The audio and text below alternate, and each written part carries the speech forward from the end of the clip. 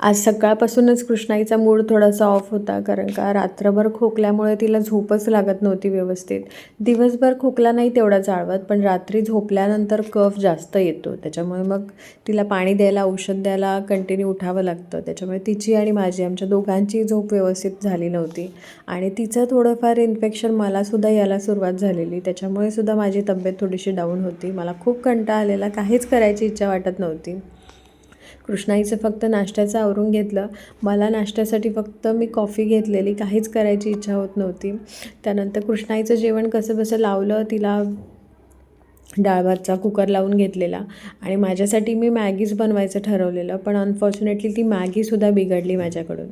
त्याच्यानंतर तिचं जेवण वगैरे सगळं आवरलं, औषधं दिली तिला आणि म्हटलं थोडा वेळ तिला टेरेसवरती घेऊन जाते. थोडंफार मोकळ्या वातावरणात गेल्यानंतर फ्रेश वाटलं, तिलाही बरं वाटलं, मलाही बरं वाटलं. त्यानंतर तिला फायनली खाली आणलं. ती खाली यायला पण कंटाळा करत होती. तिला वरती जरा बरं वाटत होतं, पण औषध घेतल्यानंतर थोडीशी झोप मिळायला पाहिजे. त्याच्यामुळे तिला खाली आणून आधी झोपवलं. थोड्या वेळाने काय मग प्रसाद लवकर आलेला आज घरी, त्याच्यामुळे म्हटलं बरं वाटलं जरा मला. संध्याकाळी त्याच्यासोबत एकत्र चहा घेतला, समोसा एन्जॉय केला आणि मग काय उठल्या उठल्या बाबाला बघितल्यानंतर कृष्णाईची एक्साइटमेंट म्हणजे नेक्स्ट लेवललाच होती. सकाळपासून जी एकदम शांत आणि थोडी नरम होती, ती एकदम खुश झालेली बाबाला बघून. तर तिने त्याच्यासोबत मस्तपैकी क्वालिटी टाईम एन्जॉय केला आणि म्हटलं आता प्रसाद लवकर आलाच आहे, तर संध्याकाळी थोडंसं बाहेर फेरफटका मारून येऊया. थंडी तर होती बाहेर, त्याच्यामुळे कृष्णाईला कानटोपरं घातलेलं आणि तिला बाईकवरून घेऊन गेलेलो. मस्तपैकी मॉलमध्ये एन्जॉय केलं.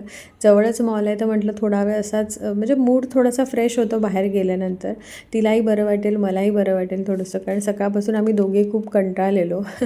त्याच्यामुळे बाहेर मस्तपैकी मॉलमध्ये एन्जॉय केलं आणि मग काय मुलांना काय बाहेर गेल्यानंतर मजा करायची किंवा एन्जॉय करायची काही कमी नसते. ती खूप एन्जॉय करत होती मॉलमध्ये. ट्रॉलीमध्ये जे सामान हाताला लागेल ते सगळं काही भरून घेत होती आणि खूप एन्जॉय केलं आम्ही दोघांनीसुद्धा. खूप मस्त वाटलं मॉलमध्ये जाऊन, थोडंसं फ्रेश वाटलं आम्हाला. येता येता मस्तपैकी माझ्या आवडीची पाणीपुरी खाल्ली, कारण मला पाणीपुरी म्हणजे खूपच आवडते आणि बाहेर गेल्यानंतर माझं ठरलेलं आहे जर पॉसिबल झालं तर मी पाणीपुरी नक्की खाते.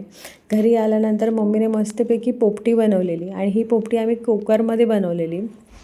मला रेसिपी हवी असेल तर मला नक्की सांगा. याच्या आधीसुद्धा आम्ही 2-3 वेळेला आता थंडीमध्ये बनवलेली, पण तेव्हासुद्धा मला काही रेसिपी शूट नाही करता आली आणि अनफॉर्च्युनेटली आतासुद्धा आम्ही बाहेर गेलेलो तेव्हाच नेमकं मम्मीने बनवायला घेतलेलं, सो तेव्हा पण मला काही रेसिपी शूट नाही करता आली. तुम्हाला हवी असेल तर मला नक्की कमेंटमध्ये सांगा.